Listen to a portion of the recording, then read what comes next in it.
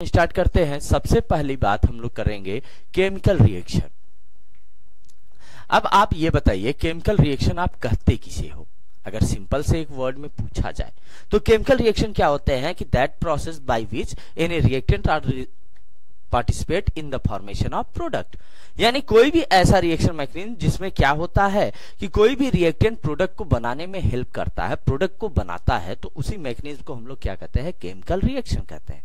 अब chemical reaction में आपको यहाँ पे क्या पढ़ना है भाई? हेलो एल्केन है, तो यहाँ पे आपको जनरली 3 मेथड पढ़ने हैं, यानी 3 तरीके से आपको ये रिएक्शन प्रोसीड कराना है। फर्स्ट आपका क्या होगा? आपका फर्स्ट होगा न्यूक्लियोफिलिक सब्स्टिट्यूशन रिएक्शन। आपका जो फर्स्ट वन प्रोसेस है वो क्या है? Nucleophilic substitution. और सेकेंड वन आपका क्या है? Electrophilic addition.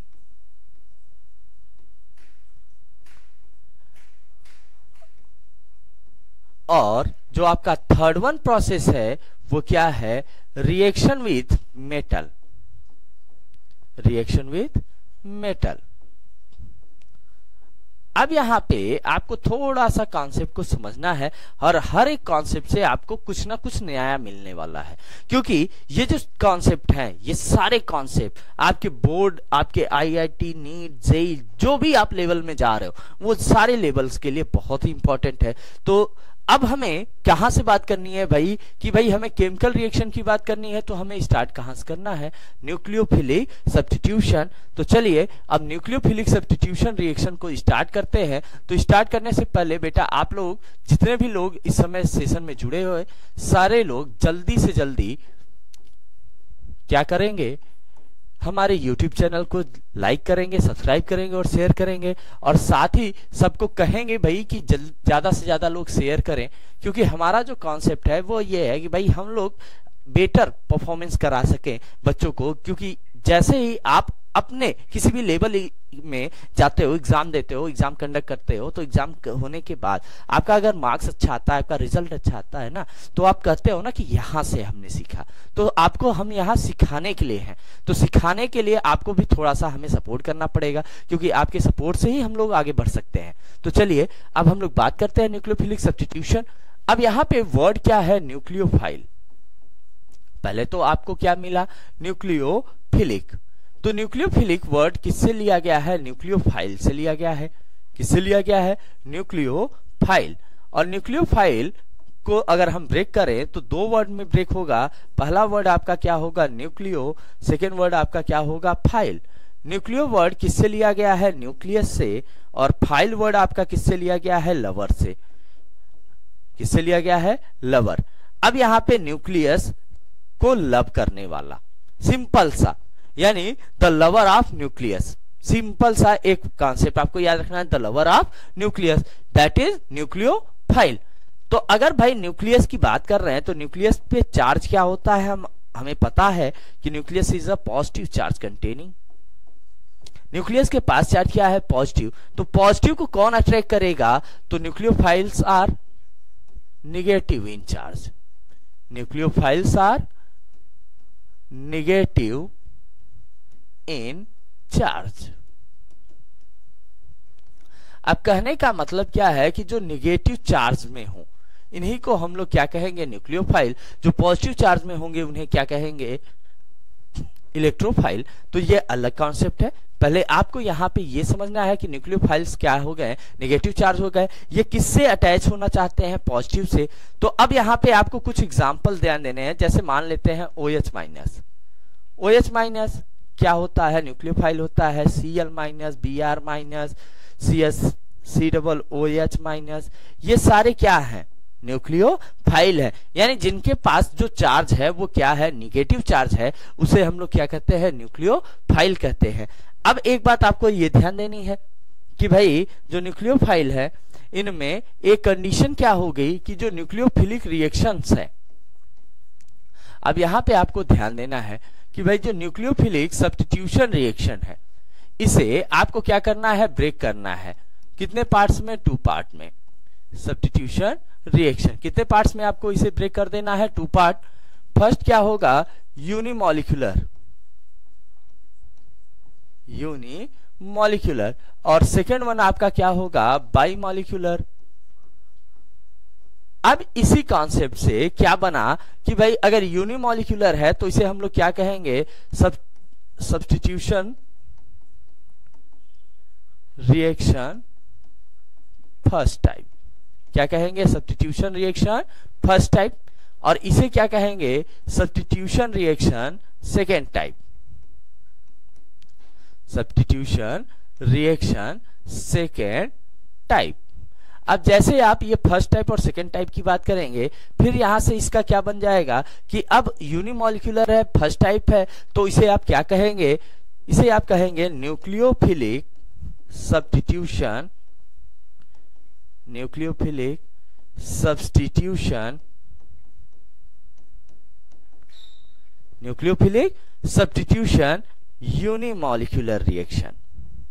यानी अब इसका जो रिएक्शन मैकेनिज्म होगा वो क्या होगा, यूनिमॉलिक्यूलर रिएक्शन होगा।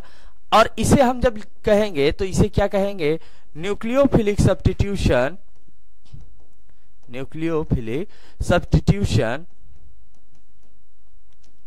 Substitution bimolecular reaction. अब जैसे यूनिमॉलिक्यूलर और बाईमॉलिक्यूलर की आपने बात किया, तो अब बस आपको क्या करना है, सब्स्टिट्यूशन से आपको एक वर्ड लेना है एस, न्यूक्लियोफिलिक से आपको क्या लेना है एन, और यूनिमॉलिक्यूलर यानी यूनि का मतलब क्या होता है वन, तो ये रिएक्शन मैकेनिज्म क्या कहलाया, SN1। अब ऐसे ही जब आप यहाँ पे बात करोगे तो यहाँ पे सब्स्टिट्यूशन से यस, न्यूक्लियोफिलिक से एन, और बाईमॉलिक्यूलर से क्या आ जाएगा 2, तो ये रिएक्शन मैकेनिज्म क्या कहलाया, SN2। तो अब हमें बात क्या करना है कि भाई न्यूक्लियोफिलिक सब्स्टिट्यूशन रिएक्शन में भी दो मेथड बात करने हैं, एक हमारा यूनिमॉलिक्यूलर, दूसरा बाईमॉलिक्यूलर। ठीक है, तो चलिए अब बात करते हैं इन दोनों मैकेनिज्म को समझने से पहले कुछ कॉन्सेप्ट ऐसे हैं कि भाई आपको SN1 और SN2 के कॉन्सेप्ट में ये पता होनी चाहिए। पहला आपको यहाँ पे मैंने ऐसे आपको याद रखना है, SN1 एंड SN2, ये आ गया। अब यहाँ पे आपको कुछ कैरेक्टर्स के बारे में ध्यान देना है कि क्या कैरेक्टर होने चाहिए। फर्स्ट, अगर आपसे यहाँ पे बात किया जाए, पूछा जाए मॉलिक्यूलरिटी, क्या पूछी जाए, मॉलिक्यूलरिटी, तो इनकी जो मॉलिक्यूलरिटी है, तो SN1 क्या होता है, यूनिमॉलिक्यूलर, SN1 क्या है, यूनिमॉलिक्यूलर, और SN2 क्या है, बाईमॉलिक्यूलर। एक बात ये तो हमें पता चल गई कि भाई एक यूनिमॉलिक्यूलर कंडीशन है, एक बाईमॉलिक्यूलर कंडीशन है। दूसरी बात हमें पता करनी है रेट ऑफ रिएक्शन। तो अब आप यहां रेट ऑफ रिएक्शन की बात करेंगे तो SN1 क्या होगा, स्लो, ये क्या होगा, स्लो रिएक्शन, और ये क्या होगा, फास्ट रिएक्शन, ये क्या होगा, फास्ट रिएक्शन। जब आप यहां पे थर्ड वन बात करेंगे, ऑर्डर, ऑर्डर ऑफ रिएक्शन, तो ये क्या होगा, ये जनरली किसे शो करेगा, फर्स्ट ऑर्डर रिएक्शन को, फर्स्ट ऑर्डर, और ये जनरली किसे शो करेगा, सेकेंड ऑर्डर, फर्स्ट ऑर्डर है सेकेंड ऑर्डर। जब हम बात करेंगे फोर्थ वन, अब हमने क्या बात कर लिया, unimolecular, slow and first order, ये ऑर्डर की बात हो रही है। अब यहां पे हम बात करेंगे सबसे पहला स्टेप्स, तो ये क्या होगा, 2 और more than 2 step reaction, more than 2 step reaction, यानी ये क्या होगा कि 2 या 2 से ज्यादा स्टेप में अपने रिएक्शन मैकेनिज्म को कंप्लीट करेगा। और ये क्या होगा, सिंगल स्टेप, सिंगल और 1 स्टेप रिएक्शन, यानी ये रिएक्शन ये भी है लेकिन इसमें 1 स्टेप होगा, इसमें 2 और मोर देन 2 होगा। और फिफ्थ वन आपको क्या समझना होगा, इंटरमीडिएट कंपाउंड, क्या समझना होगा, इंटरमीडिएट कंपाउंड। तो इंटरमीडिएट कंपाउंड के लिए अब बस आपको क्या ध्यान देना है कि जब आप इंटरमीडिएट कंपाउंड की बात कर रहे हो तो इंटरमीडिएट कंपाउंड में आपको ध्यान ये देना है कि SN1 reaction form intermediate compound, form intermediate compound.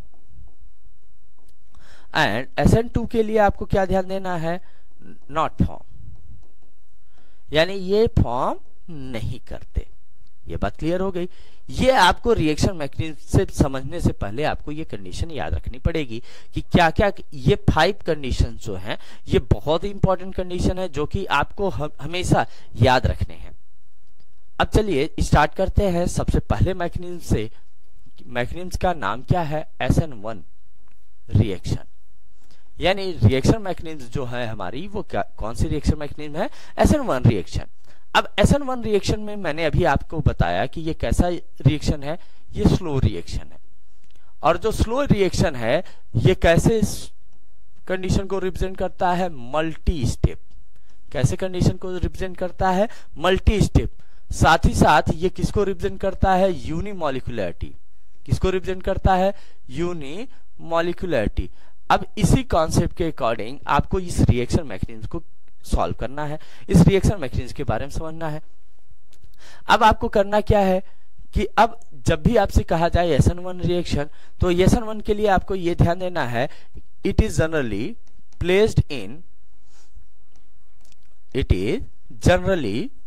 Placed in protic solvent.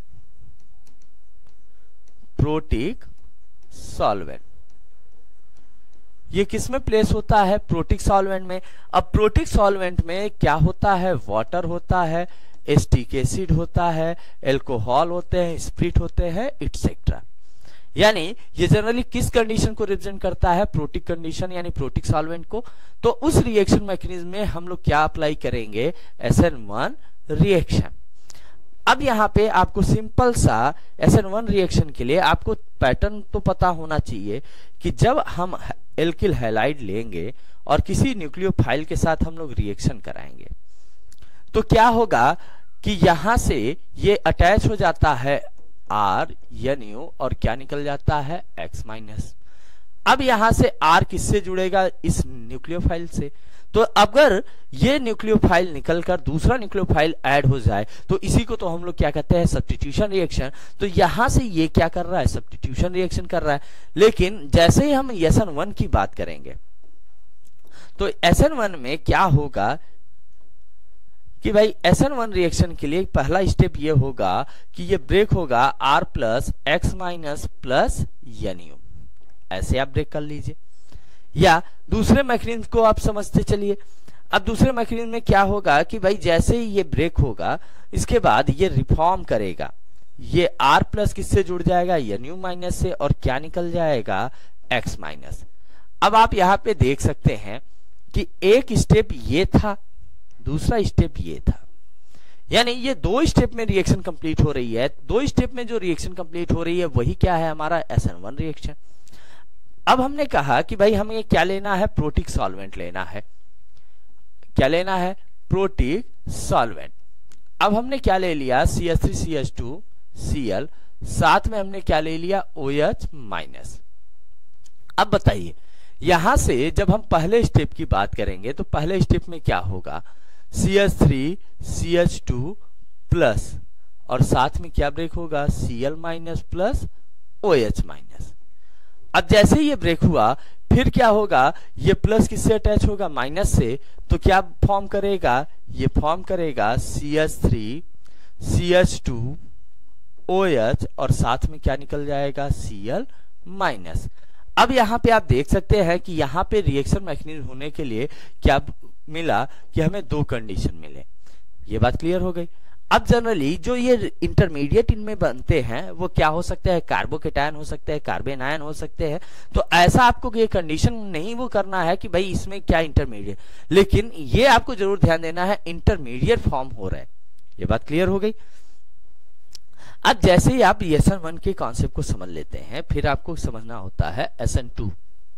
किसके बारे में समझना होता है, SN2 रिएक्शन। अब जो SN2 रिएक्शन है इसको आपको बहुत सिंपली तरीके से ध्यान देना है, बहुत ज्यादा आपको यहाँ पे कंफ्यूज नहीं होना। SN2 ये क्या है भाई, नाम से ही है बाई मॉलिक्यूलर। क्या है, बाई मॉलिक्यूलर। और दूसरा आपको यहाँ पे क्या ध्यान देना है, सिंगल स्टेप रिएक्शन, यानी एक ही स्टेप में ब्रेकडाउन भी हो जाए और एडिशन भी हो जाए, यानी addition and substitution both are placed in single step.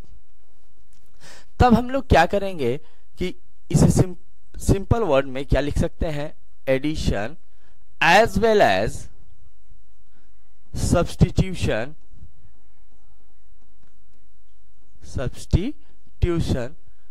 placed at a same time, यानी एडिशन और सब्स्टिट्यूशन दोनों क्या हो रहा है, एक ही समय में क्या हो जा रहा है, प्लेस कर रहा है। अब जैसे मान लेते हैं हमारे पास क्या है, Rx है और Nu। अब ये क्या होगा, इस पे रिएक्शन मैकेनिज्म कैसे आप समझोगे, अब ये Rx और इधर से ये क्या आ रहा है, यहाँ पे Nu माइनस, इधर से ये आएगा और इधर से ये निकलेगा, अब यहां से ये ब्रेक होके माइनस, तब क्या होगा कि इधर से ये टूटना और इधर से जुड़ना, यानी यहां पे क्या हो रहा है, सब्स्टिट्यूशन, और यहां पे क्या हो रहा है, एडिशन। तो addition as well as substitution एक साथ प्लेस किया तो ये जो फाइनली प्रोडक्ट बनाएगा वो क्या बना लेगा, RNU प्लस एक्स माइनस, क्या बना लेगा, RNU प्लस एक्स माइनस। अब जैसे ये रिएक्शन मैकेनिज्म आपको समझ में आए, आपने क्या लिया, मान लेते हैं CH3CH2Cl और हमने क्या ले लिया, NO3 माइनस। जैसे लिया तो ये क्या करेगा कि भाई एक ही स्टेप में ये क्या बना लेगा, CH3CH2 NO3 और साथ में क्या निकाल दिया, Cl माइनस, यानी आपका जो ये फाइनल प्रोडक्ट था वो आपको रेडी मिल गया। अगर ऐसी सिचुएशन आ जाए तो इसी को हम लोग किसमें समझते हैं, SN2 मैकेनिज्म में। ये बात क्लियर हो गई, यानी SN1 और SN2 मैकेनिज्म में आपको सिंपल सा एक मैकेनिज्म याद रखना है, एक पैटर्न याद रखना है कि अगर SN1 रिएक्शन है तो ये क्या होगा, मल्टी स्टेप रिएक्शन होगा, जिसमें आप क्या करेंगे, रिएक्टेंट से जो प्रोडक्ट फॉर्म हो रहा है उसको कई स्टेप में कंप्लीट कराएंगे। और अगर एक ही स्टेप में कोई रिएक्शन मैकेनिज्म कंप्लीट हो जा रही है तो उसे आप किसमें रखेंगे, SN2 में रखेंगे। ये बात क्लियर हो गई। अब जैसे ही आप SN1 और SN2 क्लियर करते हैं, फिर आपको यहाँ पे क्या समझना होता है, नेक्स्ट पॉइंट आपको यहाँ पे समझना होता है स्टीरियो केमिकल एस्पेक्ट्स। क्या समझने होते हैं, स्टीरियो केमिकल एस्पेक्ट्स। अब स्टीरियो केमिकल एस्पेक्ट्स किस पे बेस्ड हैं, ये बेस्ड हैं कि भाई जो क्लोरीन है, जो हेलोजन्स है, जो बाइमॉलिक्यूलर कंडीशन में है, और ये जनरली क्या होते हैं, ये स्टीरियो आइसोमेरिज्म शो कराते हैं, तो स्टीरियो कंडीशन को रिप्रेजेंट करते हैं, इसीलिए इसे किसमें रखा गया, स्टीरियो केमिकल एस्पेक्ट्स। अब स्टीरियो केमिकल एस्पेक्ट्स में आपको जनरली क्या समझना होता है, ऑप्टिकल एक्टिविटी। क्या समझना होता है, ऑप्टिकल एक्टिविटी। आपको और क्या समझना होता है, एसिमेट्री। क्या समझना होता है, एसिमेट्री। आपको क्या समझना होता है, कायरलिटी।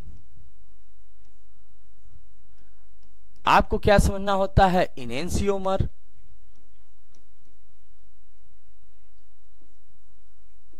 आपको क्या समझना होता है, इन्वर्जन। आपको और क्या समझना होता है, रिटेंशन। आपको और क्या समझना होता है, रेशमिक मिक्सचर। तो अब यहां पे हमें क्या क्या बात करना है, कि हमें बात करना है कि यहां पे एसिमेट्री टू रेशमिक मिक्सचर, इतने कॉन्सेप्ट की हमें बात करनी है इस टॉपिक में, स्टीरियो केमिकल एस्पेक्ट। अब स्टीरियो केमिकल एस्पेक्ट्स को हम सिंपल से एक लाइन में क्या कह दें कि when a plane polarized light is passed through a chemical compound,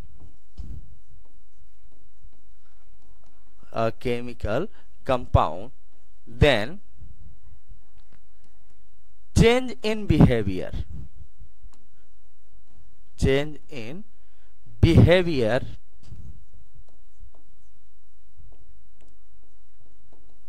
of that compound is called stereochemical aspects. Stereochemical aspects. अब कहा यह जा रहा है कि जब कोई प्लेन पोलराइज्ड लाइट पास कराई जाती है, कैसी लाइट पास कराई जाती है? प्लेन पोलराइज्ड लाइट किसी भी केमिकल कंपाउंड से, तो ये क्या करती है? उसके नेचर को चेंज कर देती है, उसके बिहेवियर को बदल देती है। तो ऐसे केमिकल कंपाउंड को हम लोग क्या कहते हैं? स्टीरियोकेमिकल एस्पेक्ट्स कहते हैं। अब इस कॉन्सेप्ट में आपने क्या समझा कि भाई जो स्टीरियोकेमिकल एस्पेक्ट्स है, इसमें हमें जनरली एसिमेट्री से लेके कहां तक बात करनी है? रेसमिक मिक्सचर तक। तो चलिए सबसे पहला कॉन्सेप्ट स्टार्ट करते हैं, ऑप्टिकल एक्टिविटी। अब सिंपल से एक एक वर्ड को क्लियर करते चलते हैं। ऑप्टिकल एक्टिविटी क्या है? When a plane polarized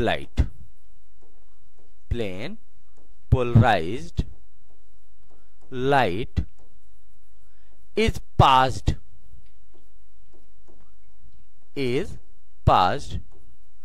through a compound,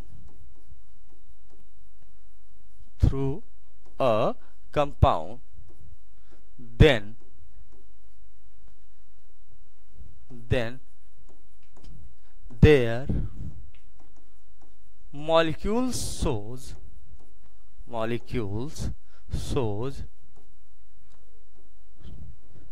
change in their nature,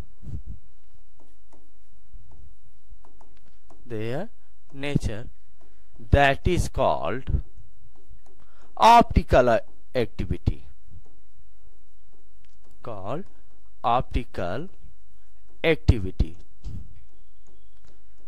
अब क्या कहा जा रहा है कि ऑप्टिकल एक्टिविटी आप किसे कह रहे हो? कि जब प्लेन पोलराइज्ड लाइट को पास किया जा रहा है कि किसी भी केमिकल कंपाउंड से, तो ये इसका मॉलिक्यूल क्या करते हैं? चेंज कर लेते हैं, अपने आप को, अपने पोजीशन को, अपने नेचर को बदल देते हैं। और जैसे ही ये कंडीशन आया, इसी कंडीशन को हम लोग किसमें समझते हैं? ऑप्टिकल एक्टिविटी में।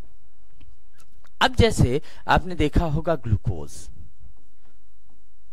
ग्लूकोज ये क्या करता है? आपने देखा होगा मार्केट में दो तरीके के ग्लूकोज आपको देखने को मिलते हैं, डेक्सट्रोज एंड लीवो, यानी D glucose and L glucose.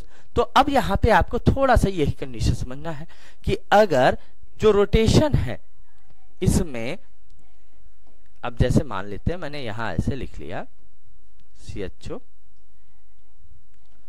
OHH HOH OHH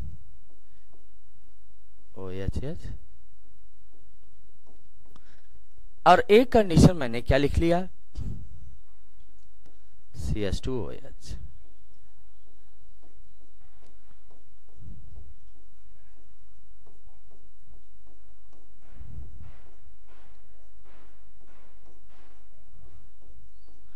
अब यहां पे दो कंडीशन है, एक कंडीशन ये है, दूसरा कंडीशन ये। अब यहां पे आप देखिए, इस CH2 से OH कहां है? Right side. ये कहां है? Left side. अगर राइट साइड है तो इसे हम लोग क्या कहते हैं? D। अगर लेफ्ट साइड है तो इसे हम लोग क्या कहते हैं? L। ये जरूर याद रखिएगा। तो अब यहां से ये क्या हो रहा है कि इसका नेचर चेंज हो रहा है, साथ ही साथ ये क्या होते हैं? पॉजिटिव। ये भी क्या होते हैं? पॉजिटिव। अब पॉजिटिव क्यों कहा जा रहा है? क्योंकि भाई जब इनमें हम डायरेक्शन की बात कर रहे हैं, थर्ड वन कार्ब पोजीशन की बात करते हैं, अगर राइट साइड है तो पॉजिटिव, लेफ्ट साइड है तो नेगेटिव। तो ये कॉन्सेप्ट आपको समझना होता है किसमें? Optical activity. तो ऑप्टिकल एक्टिविटी का मतलब ही क्या निकल के आया कि जब हम प्लेन पोलराइज्ड लाइट पास कराते हैं किसी भी केमिकल कंपाउंड से, तो अगर वो प्लेन पोलराइज्ड लाइट क्या करे? मॉलिक्यूल के डायरेक्शन को चेंज कर दे। अब इस चीज को ऐसे समझेंगे, ये कॉन्सेप्ट, अगर प्लेन पोलराइज्ड लाइट की वजह से मॉलिक्यूल इस डायरेक्शन में डाइवर्ट हो गए, और दूसरी कंडीशन ये है, इस डायरेक्शन में डाइवर्ट हो गए।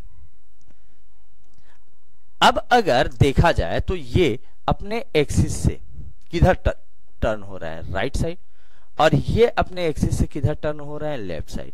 तो राइट अगर रोटेशन है तो ये क्या है, डी, अगर लेफ्ट रोटेशन है तो ये क्या है, एल।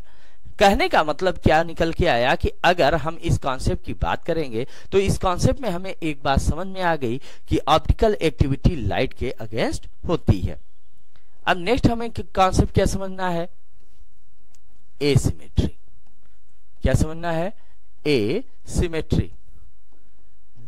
अब ये ध्यान देना, सिंपल सा एक वर्ड याद रखना, difference in number of group.